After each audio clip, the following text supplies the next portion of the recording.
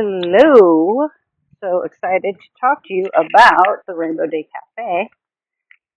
And for many of us artists and creative folks, it might not be a full-time thing, so we got to squeeze it in, which is definitely my situation. I'm blessed enough that all the things that I do to bring in income are very rewarding and satisfying. And I am the kind of energetic type, if you know human design, uh, which I am a manifesting generator, which means I need multiple projects. Otherwise, I get really bummed out or stuck.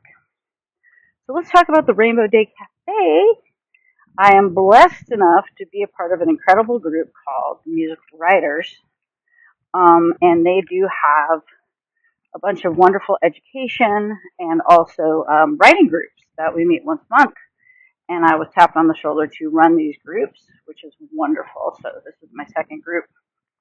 And one of the main reasons that I decided to run the group was so that it just kept my musicals on the front burner and kept them moving forward.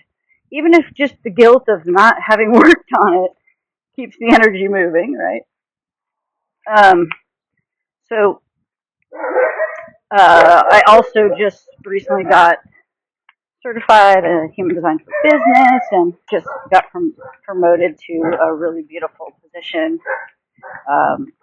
as the head coach and program director of an amazing company that I believe in. Hi, Kitty.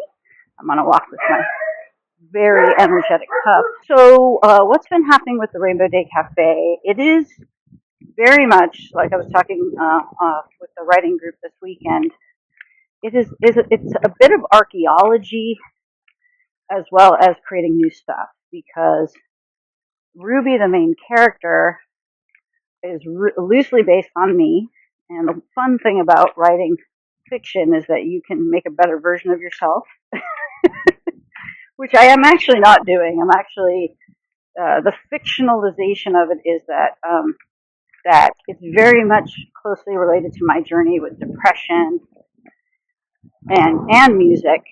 My character, loosely based on me, is the owner of a cafe, and the cafe is loosely based on a cafe on Cortland Avenue in Bernal Heights in San Francisco, which was the cafe closest to a place that I lived, and the place that I lived with my second girlfriend, who I am still in touch with, and recently had a Zoom call with her and one of my best friends in the world, and we were catching up, and I took a little snapshot of Cortland Avenue, that cafe, and put it on my screen. Um, so, the cafe itself, really, in my mind, I really see that cafe. I don't remember the name of it, but I remember it was actually where I met my second girlfriend, and I even wrote a song about it. And it actually might end up in the musical, and it's a song called "Waiting for You." And what I'm going to do is I'm going to play the song at the end, so I can kind of finish my thoughts. So the cafe that I spent time at and actually met my second girlfriend at was on this street called Cortland. And I will play you the song that I wrote about meeting her, called "Waiting for You." I'll play it at the end.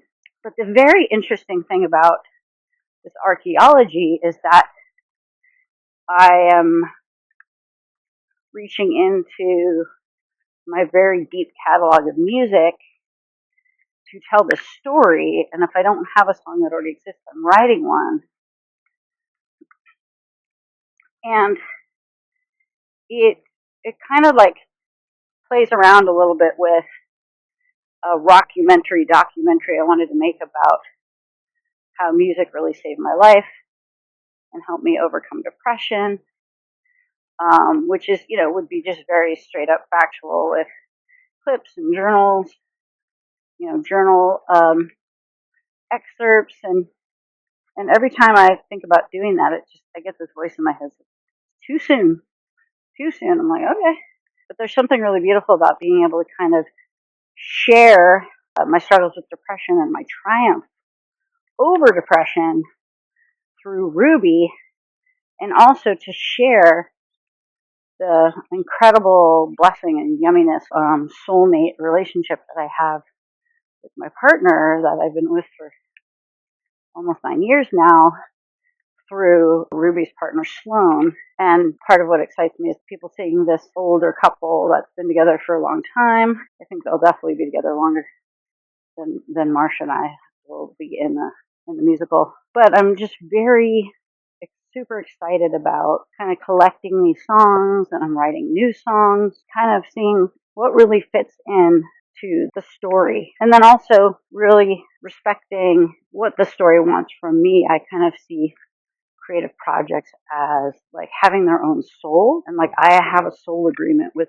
this project, right? Because there's so many projects that I could be doing, and why this project when I literally had a whole nother more of a kids musical that seemed like it was kind of next in line. Then the Rainbow Date Cafe kind of came to the surface, partly because in 2024 there's a real urgency to tell our story as rainbow people, what I call us, because we're just really under attack with this kind of MAGA BS trying to take away our rights. And I really see this project kind of turning into not just a musical about my experience, but like a celebration of queer culture, and wanting to, have lots of people consulting on the kind of queerness that I am not, consulting on being allies or loved ones, but then also like the musical having spaces where other music can be shared in it.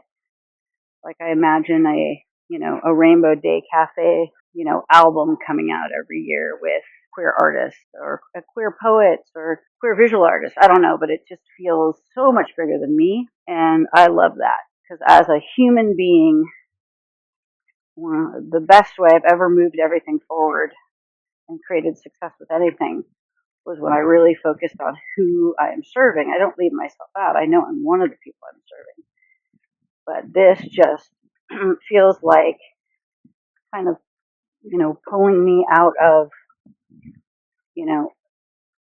any way in which I'm pointing to myself and saying, oh, look, see how talented I am. I can do all these things. And really saying, look at how amazing this culture is and how much love and creativity is in it. And guess what?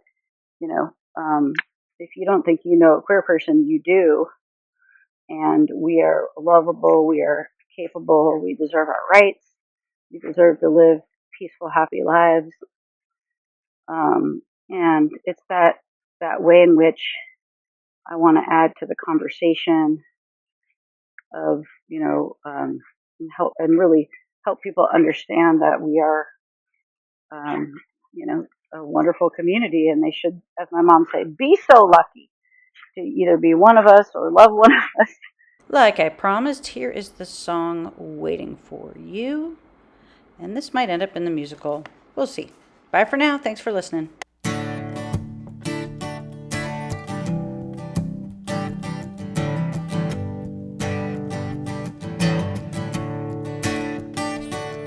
I was sitting in a cafe, Cortland Avenue.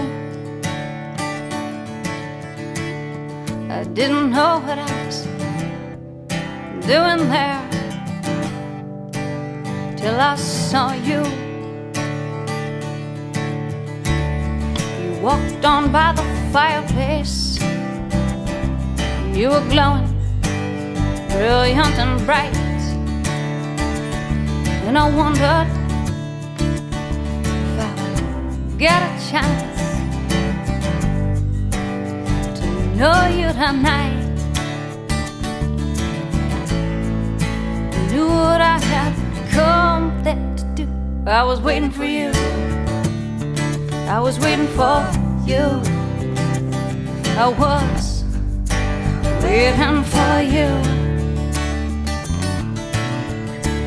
I was talking to another woman that I met in the cafe, and I was hoping that you'd notice me and that I get a chance to meet you some way. Luckily for nervous me, you joined into the conversation, and I knew this moment could possibly be cause for a celebration. I knew what I had come there to do. I was waiting for you, I was waiting for you, I was waiting for you. So many things had to align to bring us to this place and time. So many choices had to be made to finally bring us face to face. And I was waiting for you.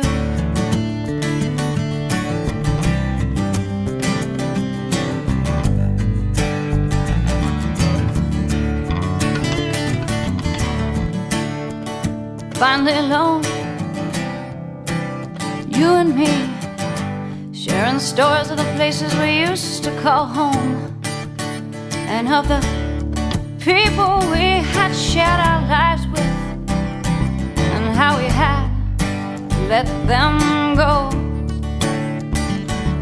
We closed that place down in our burnout town. It was time to say good night.